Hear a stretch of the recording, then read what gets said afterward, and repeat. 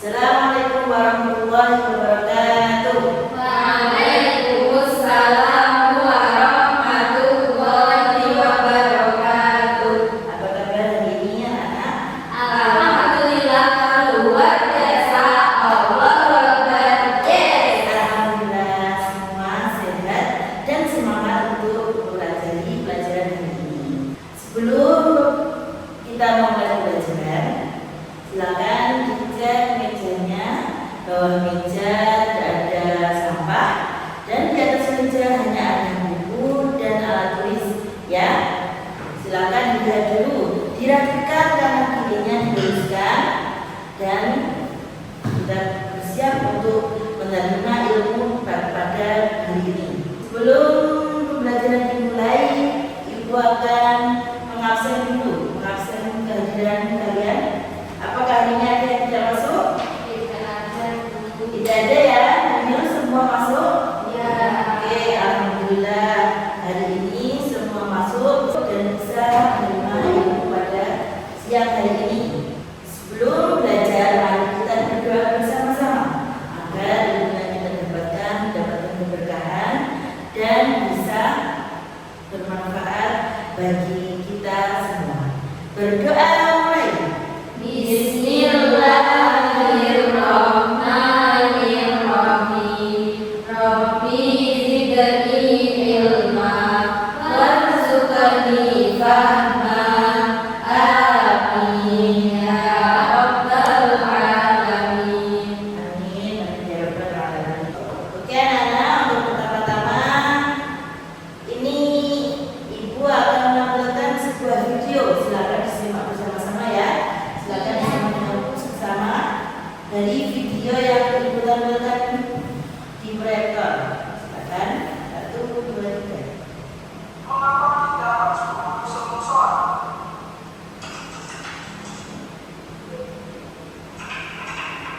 Seperti yang diketahui bahwa umat Islam memiliki kewajiban untuk sholat pada syarat. Sholat itu sendiri memiliki syarat dan aturan yang berlaku untuk dilaksanakan, dan salah satu syaratnya adalah suci dari hadas. Hadas adalah kondisi seseorang yang dianggap tidak suci.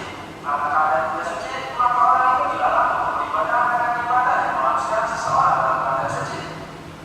Hadas terbagi menjadi dua, hadas besar dan hadas kecil. Oke, baik. Sudah lihat video yang tadi Ibu tampilkan ya? Iya. Coba, ini orangnya lagi apa? Lagi berwudu, betul sekali. Jadi ini adalah kegiatan yang dilakukan ketika kita sebelum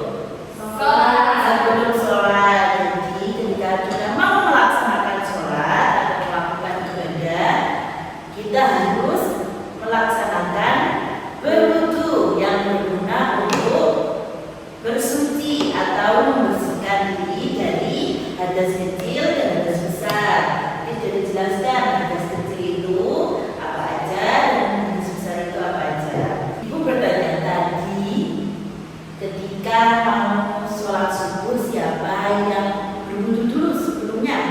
Wah, hebat sekali, sudah mau bangun pagi dan sholat subuh. Sebelum sholat subuh kita melakukan wudu. Kalau kalian tadi berwudu, berarti berwudu menggunakan apa? Air. Betul, berwudu menggunakan air. Terus air yang digunakan itu air yang bagaimana? Air yang mengalir. Air yang mengalir, betul. Terus Bersih. air bersih, betul. Terus kamu jawabannya? Air kamar mandi. Air kamar mandi, betul. Semua jawabannya benar.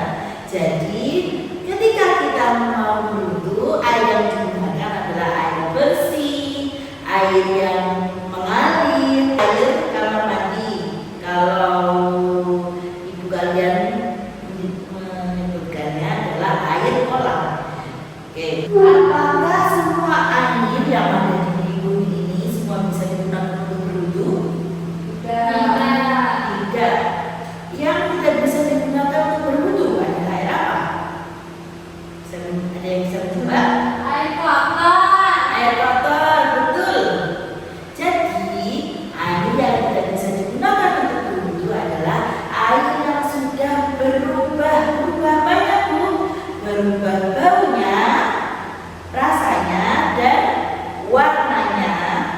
yang terkena oleh kotoran najis.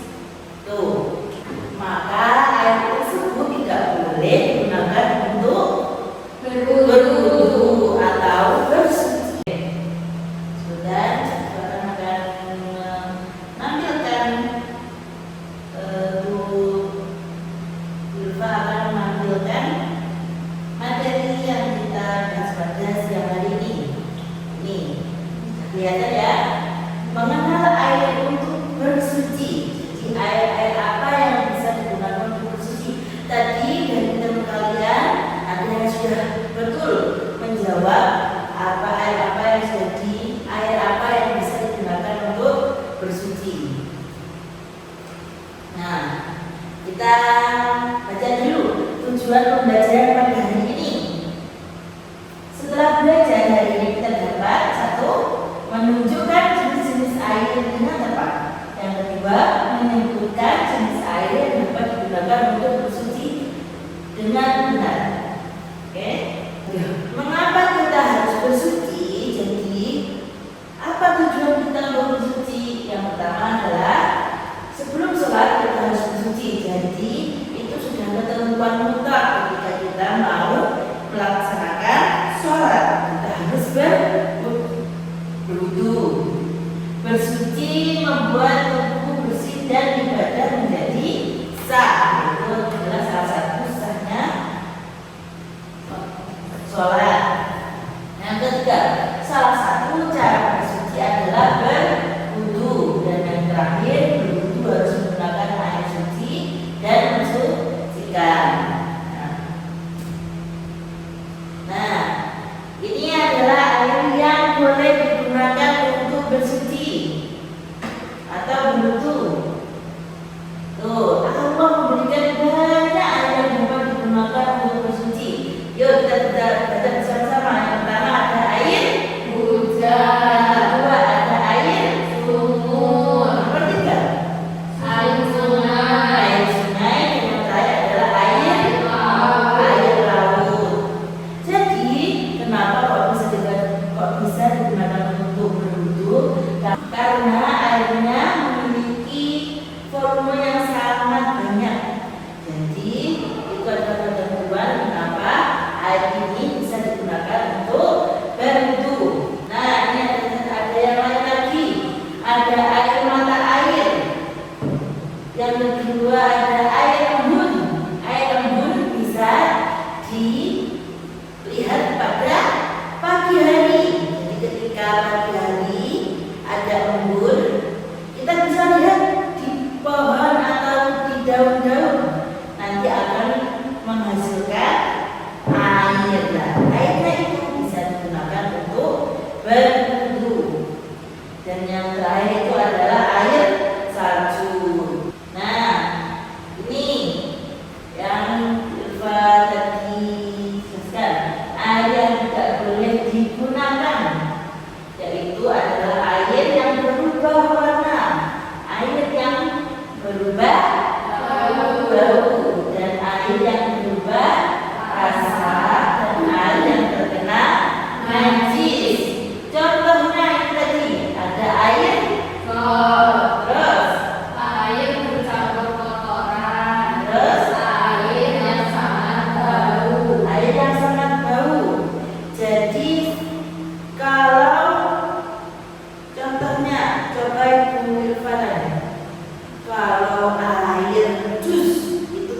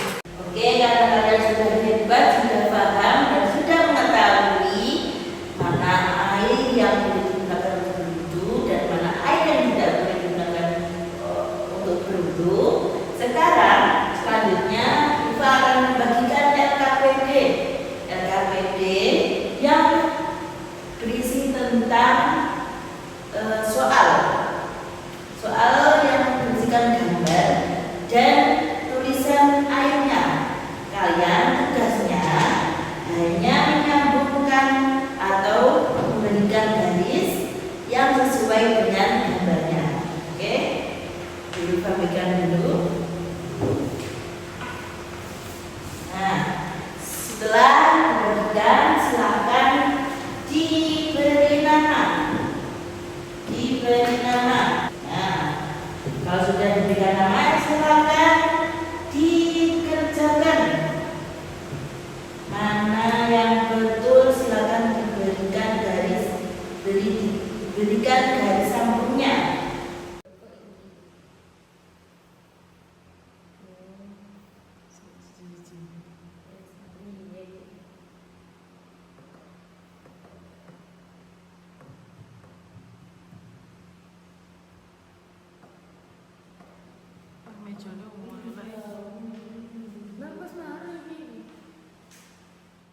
Oke, sudah selesai semua? Sudah. Oke, kalau yang sudah selesai, guru ambil. Oke. Nah, dan kalian sudah mengerti ya mana air, mata air, air tasik, air laut, air sungai, dan air hujan. Nanti jawabannya akan Bu Ilva koreksi sendiri dan besok akan Bu Ilva berikan. Oke? Selanjutnya Bu Ilva akan melakukan refleksi dari pelajaran yang kita lakukan pada hari ini. Refleksinya gimana? Bu Ilva akan membagikan kertas kecil. Silakan di kertas kecil ini kalian menggambar emoticon yang menggambarkan atau yang mengekspresikan perasaan kalian pada pembelajaran hari ini. Apakah sedih, apakah mengantuk, apakah senang, apakah bahagia, terserah. Sesuai apa yang kalian rasakan, silakan digambar pada kertas ini. Oke? Oke, sudah selesai anak? Sudah. Sudah, silakan dikumpulkan. Oke. Oke, wah hebat sekali anak-anak ibu sudah bisa mengekspresikan perasaannya di pelajaran hari ini pada tes yang diberikan. Nah, ini ibu akan coba jadikan satu gambar yang teman kalian gambarkan. Bagus ya. Iya. Coba ini siapa yang gambar? Coba katakan. Oh iya, Dina. Ini ekspresinya bagaimana? Aku senang sekali. Wah, senang sekali ya. Jadi selama pembelajaran ini kamu senang? Iya. Tidak mengantuk? Tidak. Nah, tidak karena ya pembelajaran hari ini. Iya. Ada video. Oh, karena ada video dan tadi kita juga mengerjakan tugas juga ya. Jadi tidak mengantuk dan senang. Oke, tepuk tangan untuk kalian semua.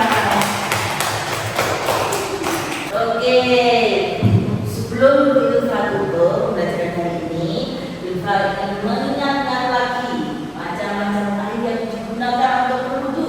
Jadi air yang boleh digunakan untuk berwudu tadi apa? Ada apa aja?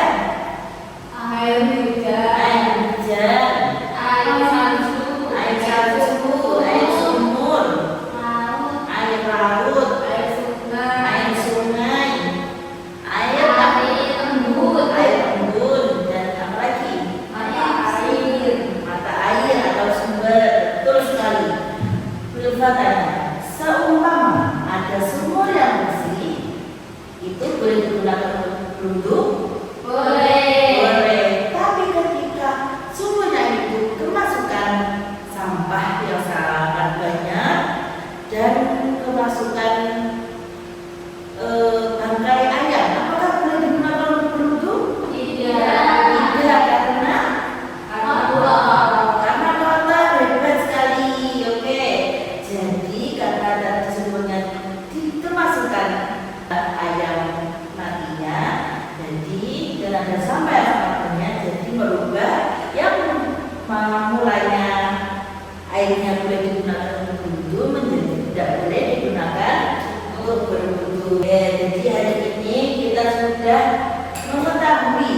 bahwa semua air yang ada di bumi ini tidak semua bisa digunakan untuk berwudu. Syarat salah satunya airnya harus suci dan menyucikan.